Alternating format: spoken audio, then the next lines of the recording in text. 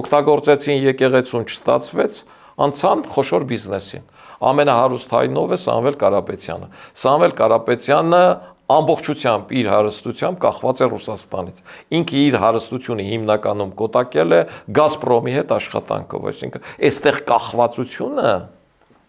Ռուսաստանում, գիտեք ինչ ասենք, չասեմ $1 միլիոն, չնայած $1 միլիոն ունեցող մարդն էլ շատ լուրջ կախվածություն ունի, 10 միլիոնից վերև ընդհանրապես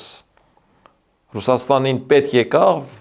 10-րդ հարկի պատշգամբից իրենց ներքև կնետեն, կամ ինքնասպան կլինեն, կամ կգտնեն տանը մահացած, այդ դեպքերը չափից ավել շատ են, եւ Սամվել Կարապետյանը այս մասին շատ լավ գիտի։ Այսինքն Ռուսաստանը այս խնդիր է դրել Սաակաշվիլի 2 օպերացիայի եւ այդ Սաակաշվիլի 2 օպերացիայի